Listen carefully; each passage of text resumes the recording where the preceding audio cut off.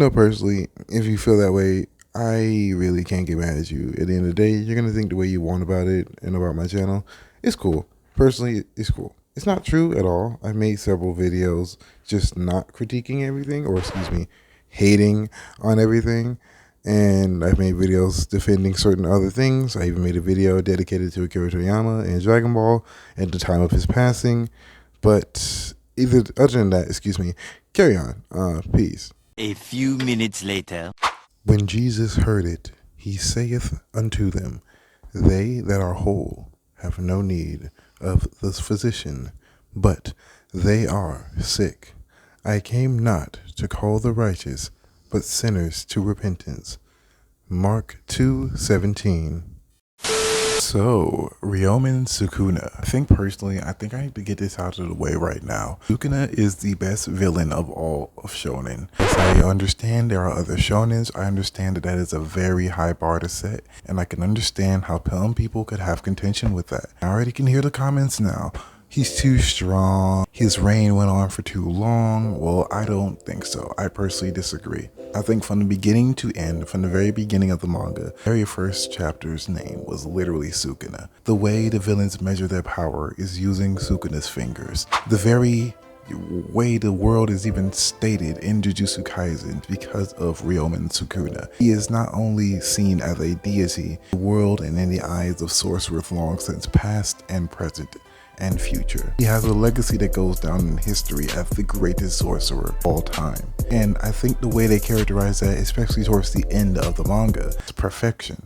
I think personally, the way it ended, the way it conveyed Sukuna's strength and presence within the world of Jujutsu Kaisen, was phenomenal. It was perfect. I haven't seen a character like this since Madara, and he even surpassed my expectations when it came to a villain. I never thought a villain could have me so hooked in a long time. Personally, even though I disagree with everything that Sukuna stands for, I can't help but to be enthralled by his pull. Can't help but to feel his intensity when he is on screen or on panel. You feel every scene he's in, everything he does moves the plot forward. Every single step he takes, every calculated and cold move he makes matters to the overall character and cast of everyone involved with him. And you feel that and you experience that with the characters in the roles. Whether it be Itadori, whether it be Gojo, whether it be Megumi, whoever is involved with Sukuna in any way, shape, or form, you feel it.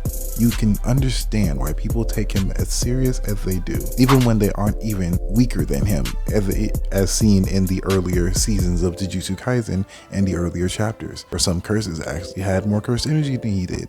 Yet for some reason, they never stepped to Sukuna because his sheer intensity, his sheer aura, if you will, was just that prevalent. I think the problem that people have with Sukuna isn't the fact that he's too overpowered. It isn't even the fact he's try hard or he does too much or he's just flamboyantly evil. I think the problem is people just can't understand what his character means for the story of Jujutsu Kaisen. He is the big bad. He is the final boss. And I already can understand. And me personally, I had my issues with Sukuna, mainly with the fact that Kenjaku just got sidelined as far as being an antagonist, and he was pretty much hand-waved away with really no reconciliation whatsoever on the part of Yuji and Kenjaku having some version of closure. I can understand that. That is a fine critique to have. But in my opinion, I think what we got in its stead was way better. You see the characters in Jujutsu Kaisen tested when Sukuna comes out. When Sukuna deals with the characters, everyone's limits are tested. Everyone as a sorcerer has no choice but to progress or fall to his might. And I think the way they convey that is perfect. There's no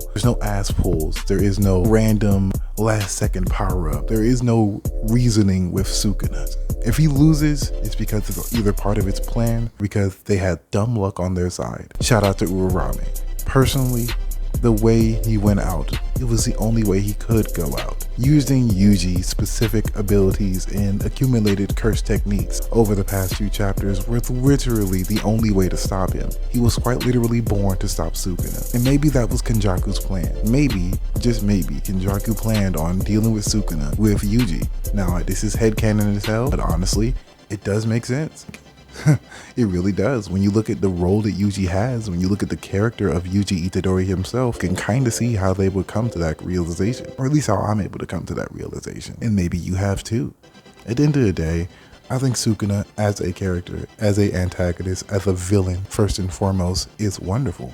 Even when he wins, you hate to see it. When he loses, you hate to see it. He's just a character on screen that you just love to see on screen, whether it be torturing Yuji or just existing to give more lore. I say all that to say, I think one of my favorite scenes of Sukuna was in the Shibuya arc.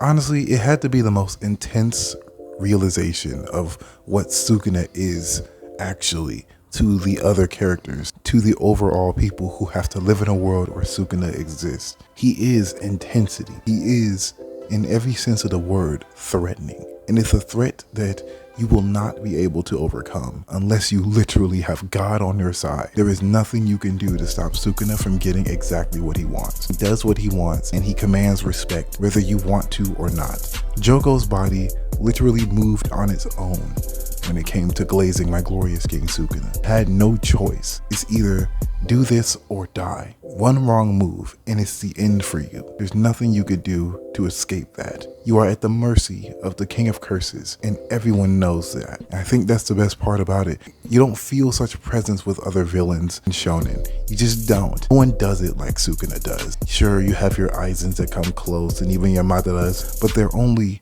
just coming close. They aren't Sukuna. They are not the King of Curses. They are not Ryomen Sukuna. Anyway, that was a lot of glaze for this video. I'm sorry, but I just had to literally just make a point to just let y'all know, yeah, he's built different. He just is. And like literally nothing I said was untrue. Like even if you don't like what I had to say, come on out. It's Sukuna. He got that. He got that. Anyway, this is a little video. I just wanted to give my take on Sukuna. One final glaze session for the King of Curses. I'm gonna see y'all later though. Peace.